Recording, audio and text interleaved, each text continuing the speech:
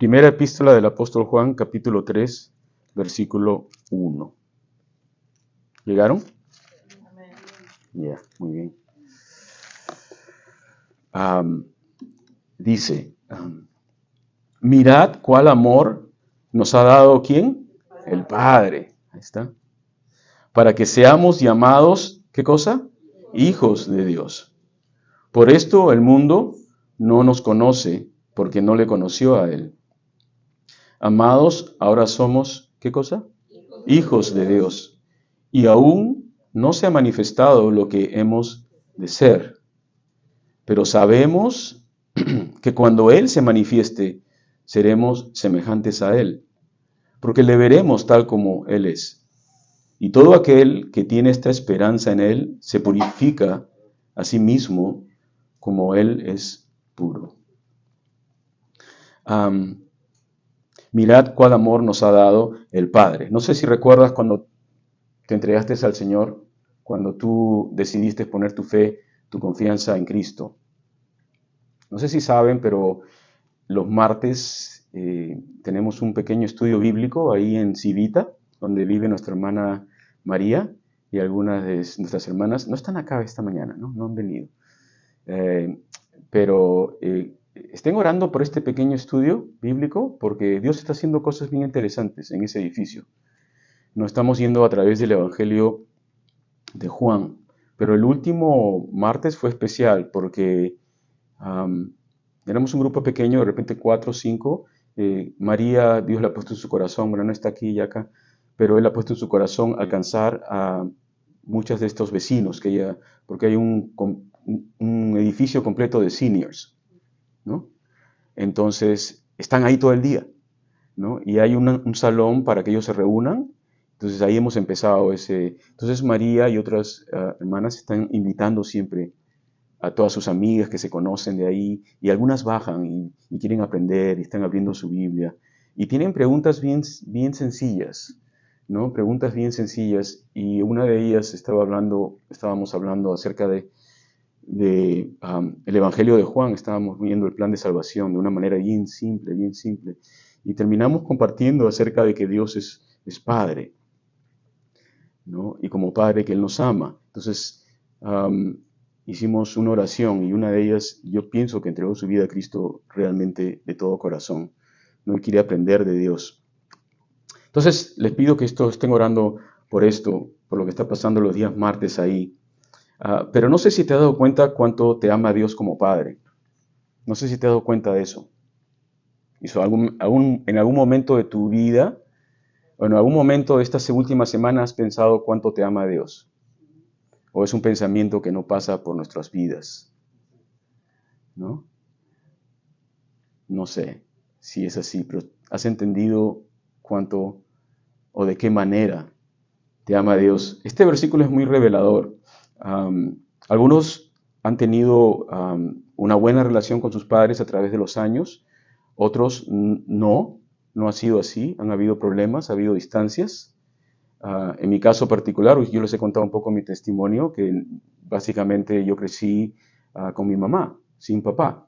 Entonces no tuvimos una relación cercana. Después de muchos años yo lo vi por poco tiempo, hasta que él falleció. Pero tuve la bendición de tener un abuelo que fue como un padre para mí, ¿no? Que estuvo con nosotros, abuelo y abuela que nos criaron y ayudaron a mí y a mis hermanos. Entonces, pero yo les confieso algo, que hubo un problema cuando yo me convertí, cuando yo me acerqué a Dios, era que yo no podía entender el amor de un padre, no podía comprenderlo, porque no lo tuve. O sea, no tuve esa relación. Entonces, para mí era difícil llamar a alguien padre o papá. Me era complicado inclusive pronunciar el nombre. Interesante, ¿no? Lo que pasa en la mente de niños o de jóvenes cuando hay problemas, ¿no? Entonces, tenía esa especie de problema hasta que comencé a leer la Biblia y comencé a entender acerca del amor de Dios en una manera que nunca me lo habían explicado. Y este es uno de los versículos claves, porque acá dice no solamente que Dios nos ama. No sé si miren el versículo nuevamente, el versículo 1. No solamente dice que Dios nos ama, porque esa frase está bien trillada hoy día. Oh, Dios es amor. Todo el mundo tiene su sticker, su bumper sticker, ¿no? Atrás, Dios es amor y todo eso, y todo el mundo sabe, ¿no? Oh, sí, Dios te ama. Pero muchas veces usamos eso como una excusa para vivir nosotros nuestra vida como queremos, ¿no? Pero en realidad, miren lo que dice, mirad cuál amor nos ha dado el Padre para que seamos llamados hijos de Dios. No solamente dice que Él te ama, sino dice cuánto te ama. Habla de la calidad del amor. La calidad del amor de Dios. Y algo les puedo decir después de caminar con el Señor por todos estos años, desde que me convertí, que yo no tengo esa capacidad para amar como Dios. Es solamente de Dios, no la tengo yo.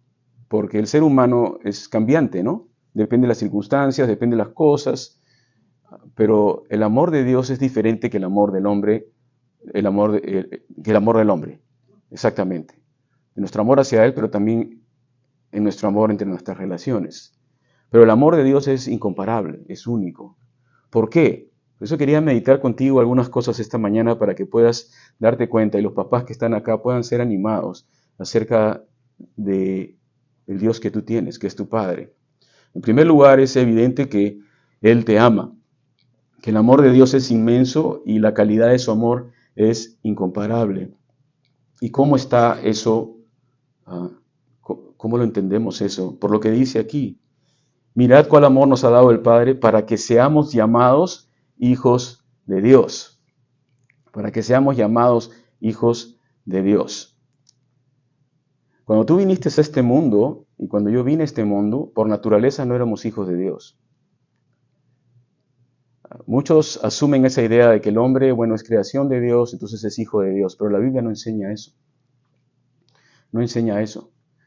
La Biblia enseña de que el hombre, al nacer, por naturaleza, está separado de Dios.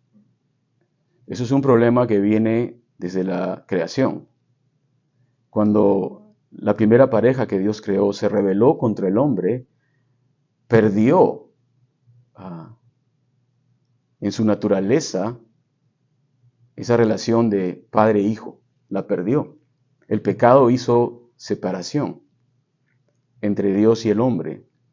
Y quiero decirles algo esta mañana, eso no ha cambiado. El pecado siempre produce separación entre Dios y el hombre. No importa que seas creyente o no.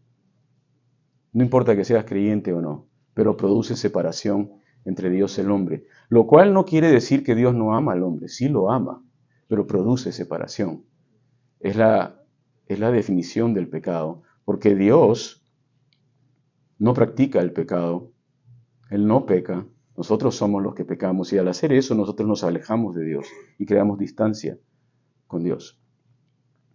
Desde la creación del hombre, Dios formuló un plan y desde antes de la creación del hombre para alcanzar al hombre nuevamente porque Dios ama al hombre. No lo quiere dejar perdido en sus caminos. Entonces Dios quiere alcanzar al hombre.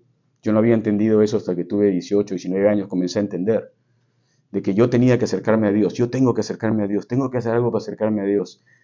En realidad la historia de la Biblia no es que el hombre se acerca a Dios, la historia de la Biblia es que Dios se acerca al hombre. Yo creo fervientemente después de todos estos años que Dios tiene mucho más interés en mí que yo tengo en Él. Eso es lo que yo creo. Que desde el primer momento, el día lunes en la mañana, Dios tiene un pensamiento por ti y está esperándote. Y no podemos decir eso de nosotros mismos, ¿no?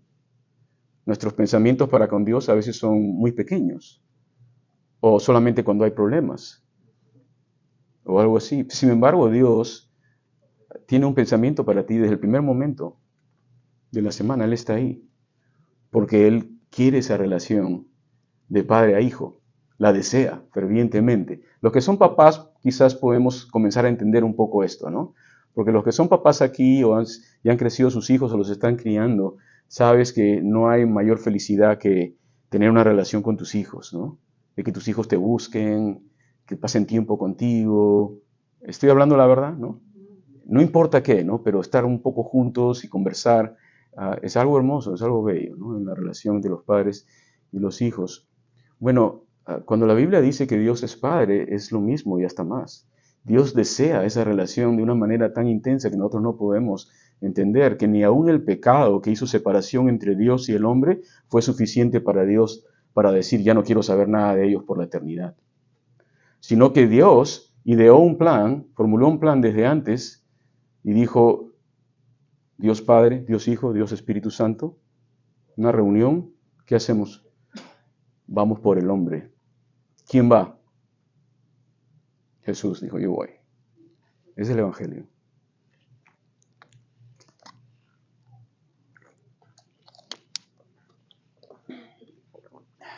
Así que es una misión de rescate. Eso es lo que es. Efesios, capítulo 1.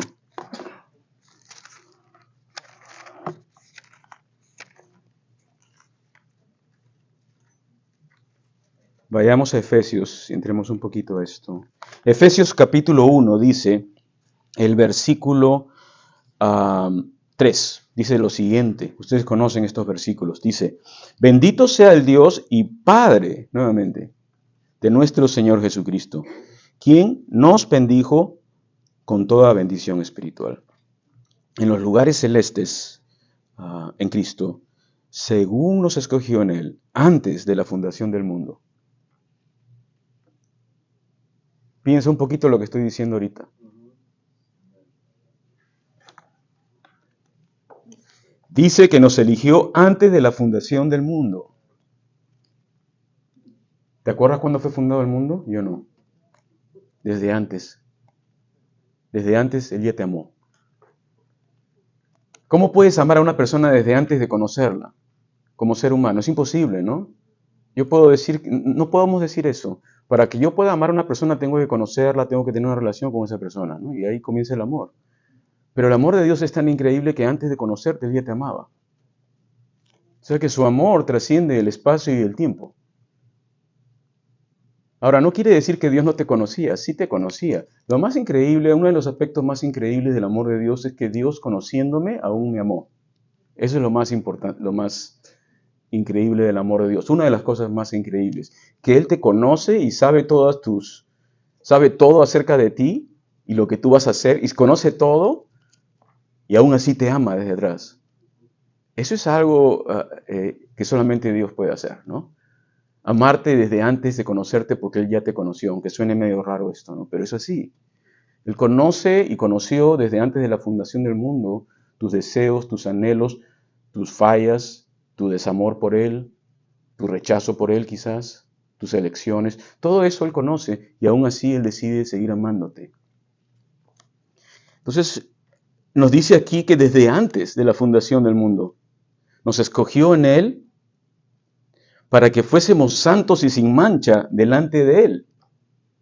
Entonces, no solamente para amarte te eligió, pero te eligió para que seas santo y sin mancha. Ponte a pensar, o sea, que Dios me ama no solamente para que yo tenga una relación con Dios o algo parecido, sino para que yo sea santo y no tenga mancha. Pero hay un problema.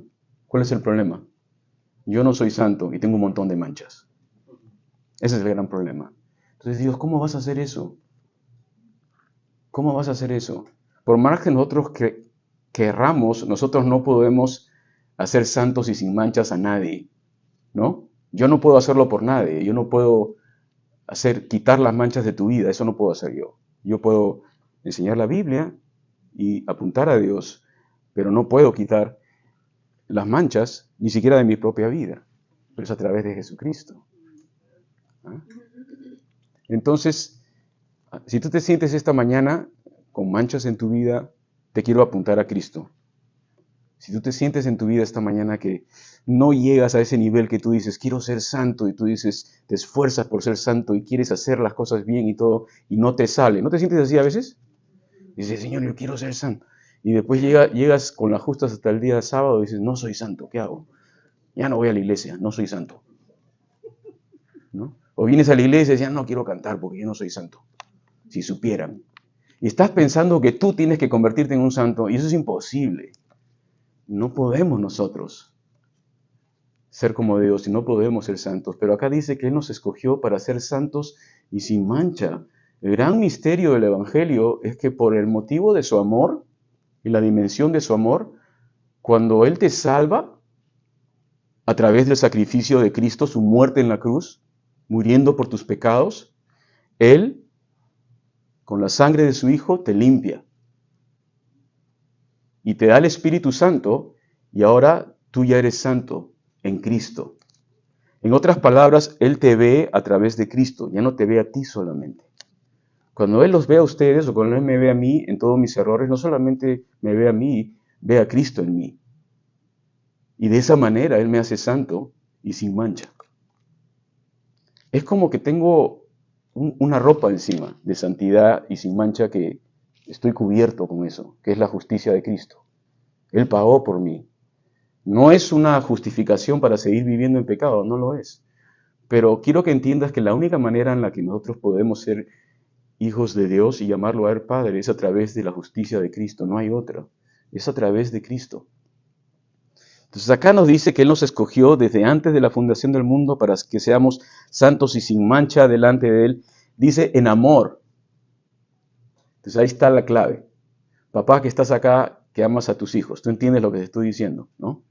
En amor. Por amor tú haces lo que sea, ¿no? Por tus hijos haces lo que sea. Vas al extremo de lo que sea. Trabajas en lo que sea.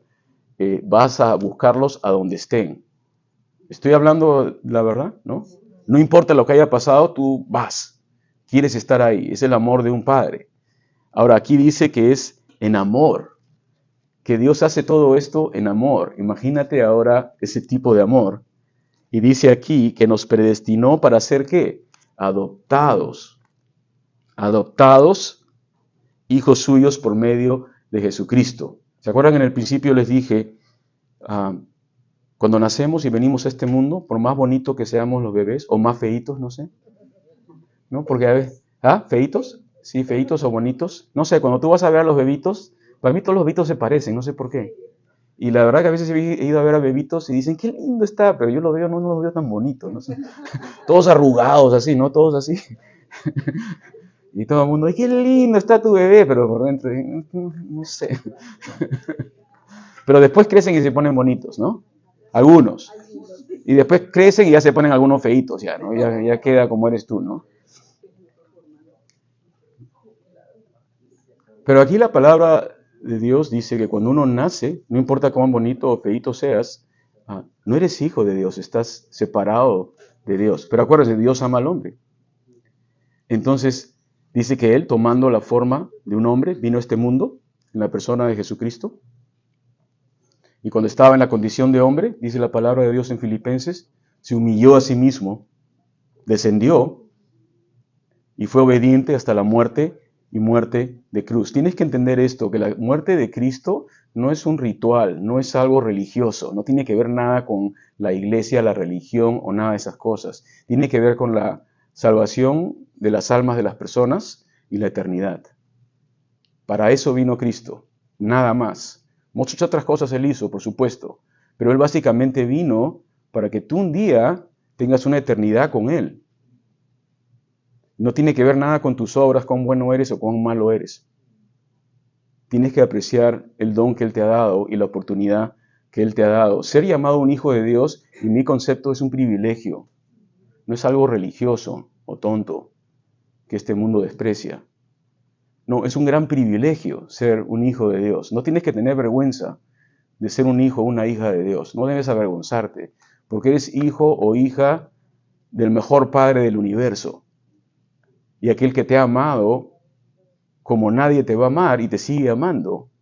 Por lo tanto, deberías estar feliz y contento y agradecido y orgulloso de ser un hijo de tu Padre celestial. No tener vergüenza de Dios, porque Él hizo todo por ti. Dice aquí que nos predestinó para ser adoptados hijos suyos. Entonces se introduce, y ya lo hemos hablado anteriormente, esta realidad que aunque no nacimos en naturaleza hijos de Dios, Él nos adopta para ser hijos suyos. Yo creo que les conté la historia de unos amigos míos que viven en Santa Bárbara. ¿Les he contado la historia o no? Sí, creo que les he contado, ¿no? Yo cuento las historias como 3, 4 veces, ya saben, pero no importa, viene el caso. Por estos amigos míos, hace algunos años, una pareja, ellos Dios puso en su corazón adoptar, como algunos han adoptado, ¿no? ¿Alguno de ustedes ha adoptado aquí? ¿Nadie? Ok. Esta pareja adoptó y Dios les puso en el corazón. Entonces yo dije, bueno, ¿y qué van a hacer? Bueno, estábamos buscando agencias de adopción y dice que estaban orando y Dios los llevó a pensar, no aquí en Estados Unidos, porque hay mucha necesidad de adopción aquí dentro de Estados Unidos también, ¿no? Hay muchos chicos en el foster home system y otros que, bueno, no vamos a entrar a todos esos detalles, pero esta pareja estaba orando y dice, Señor, ¿dónde? ¿Dónde? Y el Señor les puso en el corazón en Rusia, de todos los lugares. En Rusia, le digo, ¿para qué van a ir a Rusia? Hasta tan lejos. Rusia. Y no solamente eso, sino que Dios les puso en el corazón adoptar a una, una niña incapacitada con síndrome de Down en Rusia, de todos los lugares. Entonces viajaron hasta Rusia, todos emocionados, Dios proveyó los medios y creo que ella fue, no sé si me equivoco, una de las últimas, unos últimos niños que fueron adoptados, porque para ese tiempo, hace unos años atrás, estaban cambiando las leyes en Rusia y ya no querían que americanos adopten más niños rusos. Prohibieron, casi cortaron, y ella fue una de las últimas que pudo salir de Rusia. Entonces mis amigos fueron y fueron al lugar donde la tenían a ella y dice que estaba en condiciones muy malas, atendidos, y que los niños que tienen síndrome de Down en Rusia o en otros países seguramente los tienen en condiciones deplorables y muchos de ellos mueren muy rápido, 2, 3 años y mueren, no están siendo cuidados. Entonces ellos adoptaron a esta niña, se llama María. Y María la trajeron a los Estados Unidos y Dios proveyó milagrosamente. Les cuento toda la historia, fue increíble. Pero tenían tanto amor esta pareja por esta niña y la trajeron y la adoptaron, la hicieron miembro de su familia. Y ahora María ya se graduó, ¿no? Todavía, ¿no? Pero está en high school ahora, imagínate.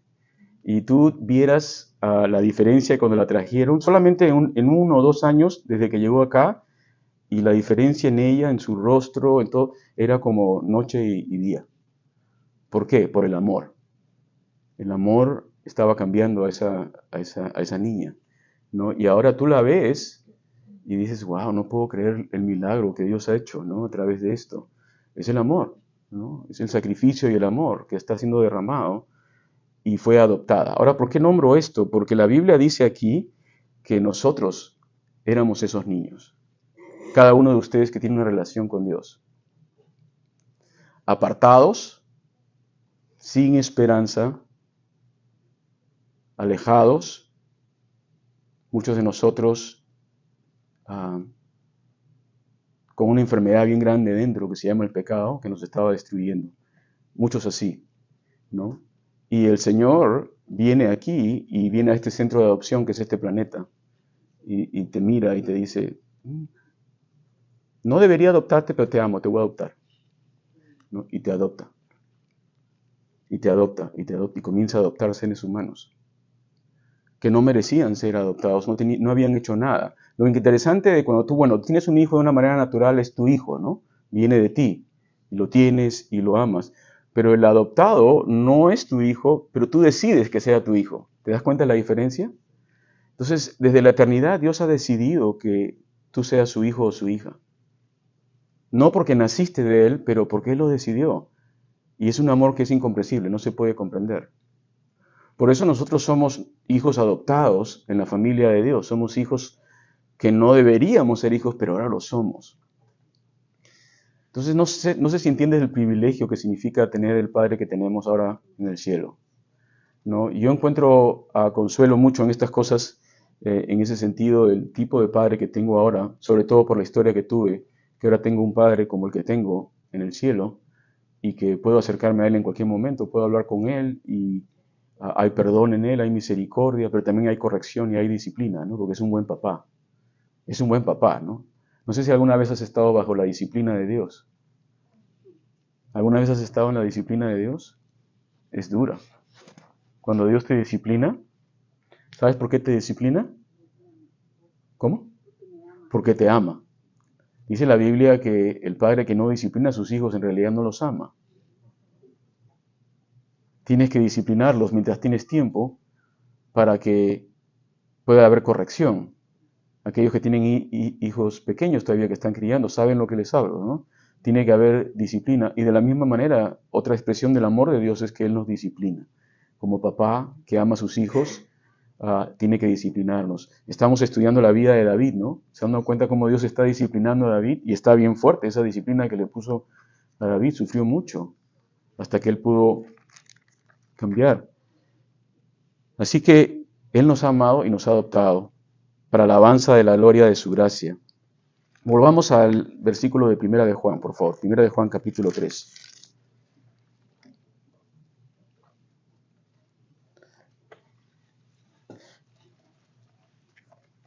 ¿Están ahí? ¿Sí? Ok. Entonces, mirad cuál amor nos ha dado el Padre para que seamos llamados hijos de Dios. Piensa en ese tipo de amor, que ahora eres un hijo adoptado de Dios. Pero ¿cuál es el problema ahora? Que el mundo no te conoce porque no le conoció a Él. ¿Qué significa esto? Que el hecho de que seamos hijos de Dios, o seamos adoptados como hijos de Dios, muchas veces no te va a ganar ningún favor con nadie, simplemente con Dios, ¿no? Pero muchos de ellos no van a saber y no te van a conocer. ¿Qué se refiere esto? No es que no te conozcan como persona, pero ellos no pueden entender ese tipo de amor. Aquella persona que no ha experimentado el amor de Dios y no ha experimentado el perdón de Dios, no puede entender este tipo de amor. Para tú poder conocerlo, tienes que experimentarlo. Mira, si Dios nos ha dado este regalo de poder ser hijos de Dios, tenemos que aceptarlo, tenemos que hacerlo nuestro. Es mío. Pero no pretendas que personas que no lo han conocido lo puedan entender. No lo van a entender. Yo recuerdo cuando recién me convertí al Señor y estaba con mis amigos y todo eso. Algunos se convirtieron al Señor, pero no sé si conté la historia. Yo conté la historia así no sé si con ustedes, pero con un grupo de amigos nos comenzamos a ir a la iglesia y nos convertimos al Señor. Todos no tenían más de 20 años todos. Y llegábamos a la iglesia, estábamos bien contentos, pero de ahí algunos de ellos se comenzaron a alejar, se apartaron. Fue una emoción temporal, como a veces somos, ¿no? Temporal. Pero yo sentía que tenía que continuar. Entonces me acuerdo un domingo, yo estaba yendo a la iglesia y tenía mi Biblia en la mano y tenía que tomar el bus para ir a la iglesia. Entonces salgo de mi casa y estoy caminando hacia la estación de bus en un domingo y se acercan y vienen mis amigos en un carro, ¿no? En un carrito amarillo. Y con mis amigos que antes venían a la iglesia y me dicen, ¿dónde te vas, César? Les digo, me estoy yendo a la iglesia. Me miran así, no sé si se sintieron mal porque me vieron así que yo me iba a la iglesia y me dijeron, hey, no vayas un día, vente con nosotros. Vamos acá a la playa. Queríamos irnos al sur de Lima ahí, ¿no? Ya, después vas, no te preocupes, vamos. Le dije, pero no niego que estuve tentado. Dije, mira, se van a la playa. La playa o la iglesia. Uno me mira así. Y yo agarré y no sentí, no, yo quiero ir a la iglesia, quiero escuchar la palabra, quiero estar ahí. Dije, no, ¿saben qué? No, yo voy a ir, vayan ustedes nomás. De ese día cambió nuestra relación, ya nunca estuvimos tan cercanos, ¿no? Pero uno de los chicos que estaba en el carro, que fue uno de los que me llevó al Señor al principio, ¿no? Más adelante él tuvo un accidente casi mortal en ese mismo auto. Creo que un año después. El carro se volteó y estalló en llamas. En la ciudad de Lima se estalló en llamas. Y vino un peatón de ahí de la calle y lo sacó del carro. Y el carro explotó, ¿no? Eduardo se llamaba, un buen amigo mío del colegio y también de la iglesia. Y la persona que lo sacó le dijo, Dios te da una segunda oportunidad. Dios lo había mandado, esa persona lo sacó del auto.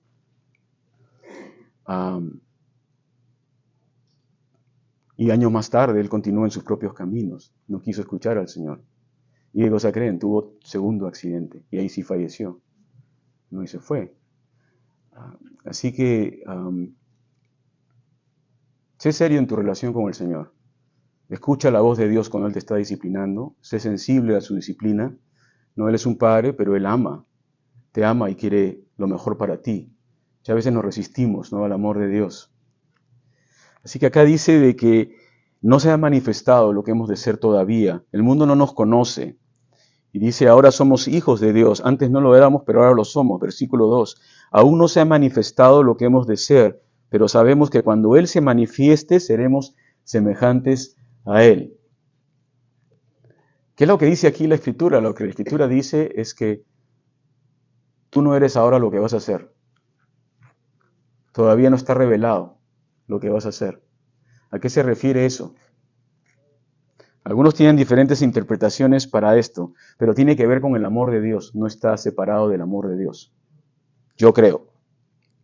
Aún no se ha manifestado lo que hemos de ser. Sabemos que cuando Él se manifieste seremos semejantes a Él. Hay un evento en el calendario bíblico que todavía no ha ocurrido. Se llama la manifestación de Jesucristo. De la misma manera como hace 2000 años fue profetizado su primera manifestación y que nadie creía, porque cuando Él llegó, la mayoría de los que se supone que eran los que sabían todo esto, lo negaron, no es posible de que Él sea el Mesías, ¿no? La mayoría no creyó. Hubo un pequeño grupo que creyeron, pero la mayoría no le creyeron. De la misma manera, Él se va a manifestar por segunda vez, pero su segunda venida no va a ser como la primera, no va a ser para nacer en un pesebre, en un pequeño lugar, un pueblito, que nadie va a saber, solamente unas cuantas personas. La Biblia dice que su segunda manifestación va a ser pública. Va a regresar. Jesús mismo dijo, si yo me fuere, regresaré y os tomaré a mí mismo. Yo veo aquí el amor de un padre, porque el amor de un padre o la madre lo que quieren es que todos estemos juntos. Como dicen aquí o en Perú, juntos pero no revueltos, ¿no? Pero esa es la idea, de estar juntos. ¿Y qué cosa crees que Dios como Padre quiere? ¿Estar separado de ti por siempre? No, Él quiere estar contigo y Él quiere que tú estés donde Él está. Eso es lo que los padres quieren con los hijos. A veces los padres están pensando, oye, ¿por qué no nos cambiamos de ciudad? Pero ¿cuál es el primer pensamiento que viene a tu vida? ¿Y dónde van a estar mis hijos? ¿Por qué? Porque no quieres estar lejos de ellos. Tienen sus vidas, pero quieres estar cercano, quieres mantener esa relación. Aquí en Estados Unidos, bueno, es diferente por las distancias, ¿no? Muchas veces, y es un poco triste, ¿no? Porque muchas veces escucho, ¿no? En historias de familias que se separan por esas distancias y no se ven casi nunca, o se ven una vez al año. Yo estoy agradecido de tener a mis dos hijos aquí y que ellos, como sus hijos, pueden hacer el esfuerzo y venir a estar con nosotros. Y es una bendición, ¿no? Eso. Pero Dios quiere estar con sus hijos, Él quiere la presencia física de ellos, cerca de ellos. Así que Él se va a manifestar, Él va a venir nuevamente. Estamos asombrados por las noticias, ¿no? Todas las cosas que están ocurriendo. Todas las cosas que están ocurriendo. A mí particularmente me atrae mucho todo lo que tenga que ver con Israel. Porque este paisito pequeñito en el medio de un desierto, ¿no? Que es del tamaño, ¿de qué tamaño será comparado con California? Creo que es desde Tijuana hasta, desde el sur, quizás hasta, no sé, un poco hasta Santa Bárbara, por ahí. No creo que más. Eso es todo. Y de ancho, creo que es de aquí a mi casa. No es muy ancho. Es un pedacito. Y todo el mundo se pelea por ese pedacito. Todo el mundo lo quiere. Todo el mundo quiere ese pedacito de tierra. Y el mundo entero se pelea y está en las noticias de todo el mundo. Y tú te preguntas, ¿por qué? ¿Por qué Israel es el centro de todo esto? ¿Por qué hasta ahora los medios de comunicación y el social media y todos hablan de Israel? Algunos apoyando y otros odiando. ¿Por qué? ¿Qué está pasando en ese lugar del mundo? ¿Qué ha pasado desde el principio? Y algunos dirían, no, es el poder económico. ¿Tú crees que por un pedacito de eso es todo lo que atrae este mundo y todos los odios que hay y existen? No, yo creo que tenemos que estar atentos. Israel rechazó al Mesías cuando tuvieron su oportunidad. Jesucristo, cuando salió del templo, una de las últimas oportunidades, los discípulos le dijeron, Jesús, mira este templo, el que había construido Herodes, ¿no? Este templo hermoso. Y Jesús dijo, no quedará piedra sobre piedra, ¿no? En el año 70, después de Cristo, vinieron los romanos y destruyeron Jerusalén, y destruyeron el templo, y desmontaron piedra tras piedra para sacar el oro. Y no quedó nada excepto un pedazo de muro, que es el muro de las lamentaciones, donde los judíos van y oran. La palabra de Jesús se cumplió al pie de la letra. No solamente eso, pero dijo que serían dispersos por todo el mundo. Pues en el año 170 hay otra rebelión, los macabeos, si conocen la historia, y Israel es disperso por todo el mundo y se acabó la nación de Israel. No hubo más nación de Israel. Los romanos le cambiaron el nombre a esa región que se llamaba Judea y le pusieron Palestina, que realmente no era el nombre original. Y lo hicieron en honor a los enemigos naturales de Israel, que eran los filisteos, para ofender a los judíos y decirles ahora los hemos derrotado. Y de ese momento, a través de 2000 años quedó así. Algunos judíos quedaron en la tierra a través de varias generaciones, pero no muchos. Y ha sido un territorio que se lo han peleado entre los que se llamaban cristianos y los musulmanes, las guerras santas, todas esas cosas que ocurrieron y querían Jerusalén. A través de la historia nunca cambió.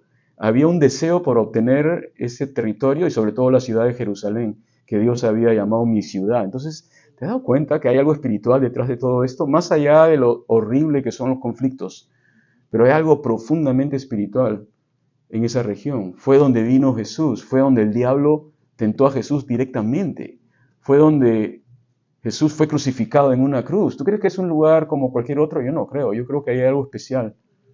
Y no solamente de eso, pero dice la palabra de Dios que cuando Él regrese, Él va a poner su pie en el Getsemaní, en el mismo monte de donde Él se fue. Él va a poner la planta de su pie en ese lugar nuevamente. Así que yo diría, no desprecies lo que está pasando en esa región. No estamos para estar de parte de uno o del otro, o decir lo horrible que puede ser estas cosas, pero sí te puedo decir que si Israel se descuida, el mundo lo quiere desaparecer. Y ellos, no vamos a hablar tanto de eso, pero es la verdad, ¿no? Ahora muchos pueden decir la política, y Estados Unidos están, puedes decir lo que tú quieras, pero Israel está ya muchísimo antes que esta nación fuera creada. Desde el momento en que Dios dijo a Abraham, Abraham, deja tu tierra ahí en los caldeos y vente a esta tierra, yo te voy a mostrar un lugar, ¿no? Y te lo voy a dar para ti y para todas tus generaciones. Tú sabes que pasaron 2000 años desde cuando Israel fue destruido como nación, 2000 años en que todo el pueblo judío se dispersó por todo el mundo, vino la Segunda Guerra Mundial y a través de toda la historia han habido varios momentos en que han querido destruir a la raza judía, ¿no? Las cruzadas, Segunda Guerra Mundial, Hitler, el mismo Stalin, y millones han sido muertos a través de los años, hasta que Dios movió, yo creo, fervientemente, de que el pueblo de Israel pueda regresar a su tierra, lo cual es increíble que después de 2000 años reaparezca una nación. ¿Dónde se ha visto esto en la historia de las naciones? Que una nación reaparezca después de 2000 años. ¿Me puedes hablar de Egipto? Egipto nunca desapareció, siempre ha estado ahí, siempre siguió siendo un reino, ¿no? Puedes hablar de cualquier país, pero dime un país en este planeta que desapareció como país, que ya no quedaron ciudadanos y regresaron después de 2000 años al mismo lugar donde fueron fundados.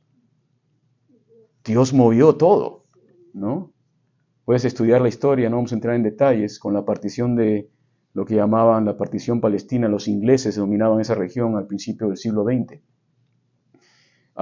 Yo no sabía, pero hay una historia muy interesante acerca de esto, porque habían judíos en Israel que estaban cercanos al gobierno en aquel entonces, creo que se llamaba Balfour, no me acuerdo el trato que se hizo ahí, pero había un primer ministro inglés y hubieron científicos judíos que ayudaron a descubrir armas. Diseñaron armamento que ayudaron a los ingleses a derrotar a los alemanes en la Primera Guerra Mundial. Y como retorno de favor, ellos escribieron a este primer ministro inglés y dijeron: necesitamos una tierra para nuestra gente.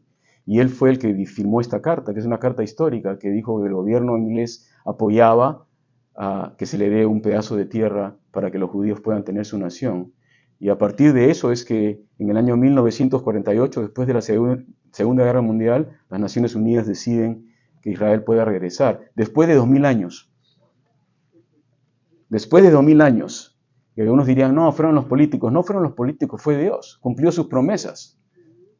Así como Dios usa a Nabucodonosor, puede usar a cualquier presidente de este mundo para hacer sus planes, y nosotros estamos tan atrapados en la política y no sabemos que Dios está moviendo su mano para el día en que Jesucristo se manifieste por segunda vez, y tiene que ocurrir lo que tiene que ocurrir. Y las cosas van a ocurrir. El libro de Apocalipsis se va a desarrollar. Va a venir el Señor, pero se va a manifestar el hombre de pecado, el anticristo, el cual se opone contra Dios o contra todo lo que es objeto de culto. Va a venir y se va a instaurar, y el mundo lo va a recibir. El mundo lo va a recibir con brazos abiertos. Y eso está por pasar, probablemente, si no es en esta generación, en la próxima. Si no es en nuestra generación, es en la generación de nuestros hijos. Va a ocurrir, porque la palabra de Dios lo dice, o en la siguiente, yo no sé. Pero de tal manera como el hombre rechazó su primera manifestación, también rechaza su segunda. Y es lamentable porque aún en la iglesia siento que nadie ya, o muchos están dejando de creer que el Señor se va a manifestar de nuevo. Y están decidiendo poner su esperanza en los hombres, en lugar de poner su esperanza en nuestro Padre que nos adoptó. Y por lo que vemos a través de la historia y lo que está ocurriendo ahorita en el Medio Oriente, sabemos que el tiempo está cercano. Y la manifestación del hombre de pecado, Pablo dijo que esto no ocurriría sino hasta que ocurra la apostasía acerca de nuestra reunión con Él y se manifieste el hombre de pecado. Apostasía tiene que ver con no solamente personas que se apartan de Dios, pero es un movimiento que va a estar en todo el mundo y que va a afectar a la iglesia. No solamente en el sentido que no se van a apartar de Dios, pero van a torcer la verdad de Dios. Y quieren que les diga algo, en las iglesias está ocurriendo. Dentro de las iglesias está ocurriendo. Para querer ser aceptados por el mundo, muchos lugares, estoy asombrado, que antes eran firmes en la doctrina de la palabra de Dios, están cambiando. Con todos estos cambios sociales que hablan, ¿no? Que son realmente la rebelión del hombre, es la rebelión de Adán y Eva contra Dios. Si te das cuenta, es la rebelión contra la creación, el orden creacional de Dios, desde que Dios puso este planeta y puso al hombre y a la mujer. Cada aspecto de la creación de Dios está siendo hoy en día criticado y rechazado y opuesto, ¿no? Con respecto al planeta, el creador, y con respecto a nuestro origen, y con respecto a nuestro género, y con respecto a nuestra función como padre y madre, está tratando de ser borrado. Si pudiesen, y yo creo que cuando este hombre de pecado aparezca, él va a borrar este récord probablemente. No va a querer que este récord esté nuevamente a la luz de los hombres. Que el hombre no sepa de dónde viene, ni a dónde va, ni quién es. Total manipulación. Y eso va a pasar. Así que, quizás alejándonos un poquito de este tema, acerca del Día del Padre, pero te quiero decir que todavía no ha sido manifestado lo que hemos de ser. El Señor se va a manifestar. Quisiera hablarles ahorita de la segunda venida de Cristo y nuestra reunión con Él, ¿no? Cuando estemos con Él. Porque la Biblia dice que en un abrir y cerrar de ojos seremos transformados. Cuando el Señor nos tome, como dice en el libro de Tesalonicenses. Les leo rápidamente y ahí terminamos. ¿Sí? ¿O no les leo? Oh, ya no les leo. Vamos. Léanlo ustedes, pues ya no importa. Bien flojos son, ¿eh? Primera de Tesalonicenses.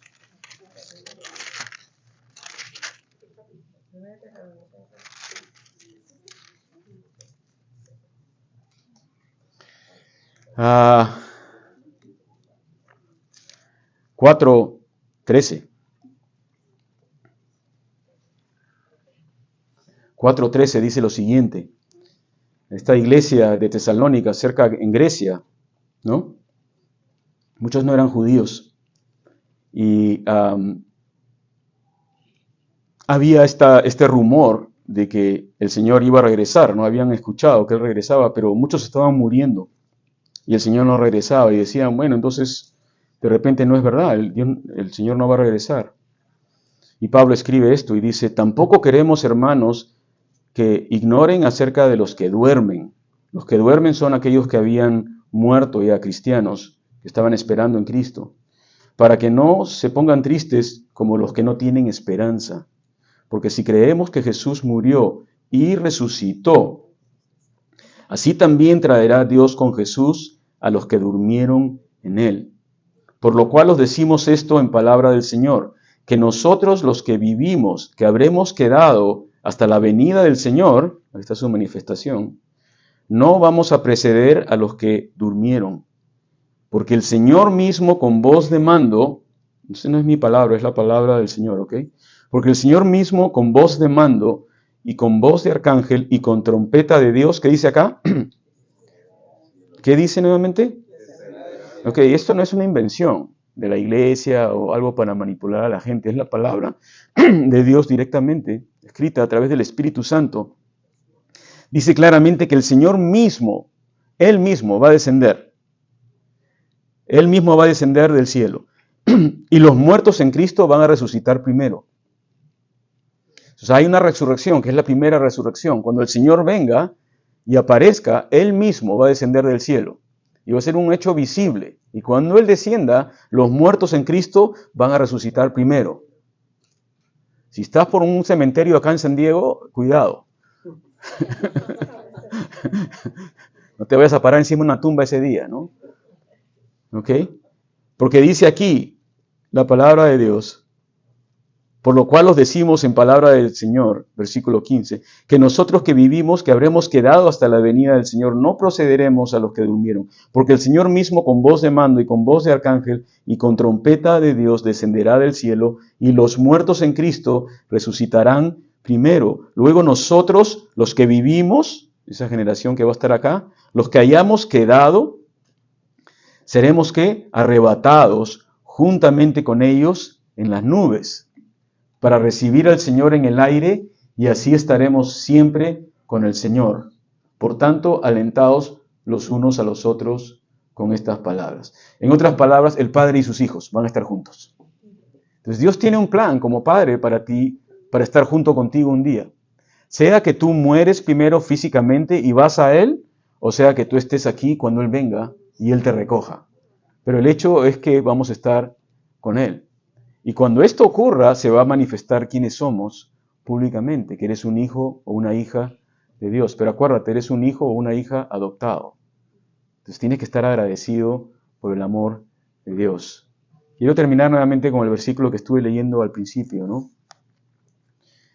En Primera de Juan, el capítulo 3, versículo 1. Mirad cuál amor nos ha dado al Padre para que seamos llamados hijos de Dios. Mirad cuán amor nos ha dado el Padre para que seamos llamados hijos de Dios. Por esto el mundo no nos conoce, porque no le conoce a Él. Amados, ahora somos hijos de Dios y aún no se ha manifestado lo que hemos de ser. Pero sabemos que cuando Él se manifieste seremos semejantes a Él, porque le veremos tal como es. Y todo aquel que tiene esta esperanza se purifica en sí mismo, así como Él es puro. Entonces Dios te ama, tienes un Padre como nadie. Como Dios le dijo a Josué, si hay papás aquí esta mañana, ¿cuántos son papás? A ver, levanten su mano.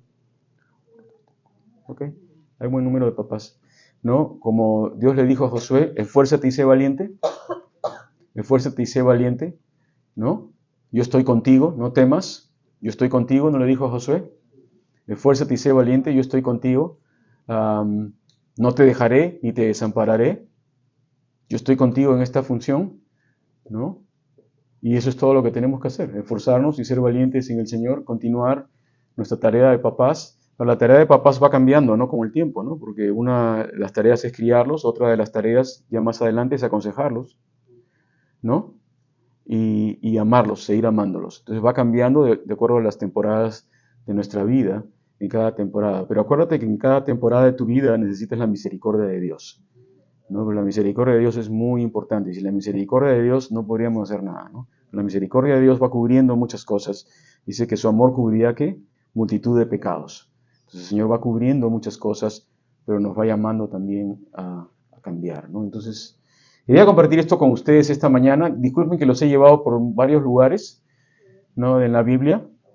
Hice un alto en el estudio de Segunda de Samuel, de la historia de David.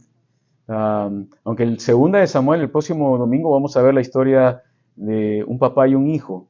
Estaba pensando en compartir esa historia, pero dije, no, la voy a esperar. Creo que el Señor quiere algo diferente para este día, porque la siguiente historia es la historia de un papá y un hijo, pero es una historia fuerte. Es una historia fuerte, es una historia real, pero es una historia fuerte, ¿no? Ocurrió y que tiene muchas cosas para enseñarnos en nuestra vida, ¿ok? Pero con esto, desearles a los papás un feliz día, ¿no? Vayan a disfrutar. Aquellos que ya se fueron al brunch, se le perdieron. ¿No? Pero, te animo, ¿no? A seguir al Señor, ¿no? Como papá, sé fuerte, esfuérzate, sé valiente, sigue trabajando y Dios te bendiga. Amén. Bueno, Señor, gracias por tu palabra esta mañana.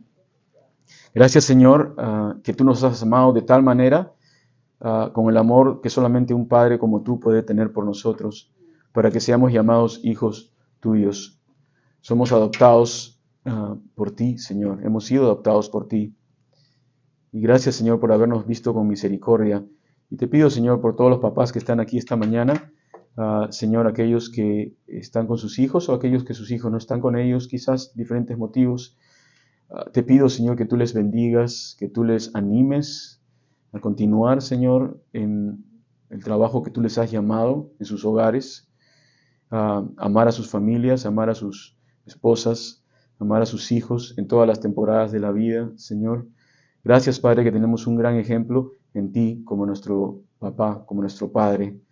Ayúdanos a mostrar el mismo amor, Señor, a través de ti, a nuestros propios hijos también.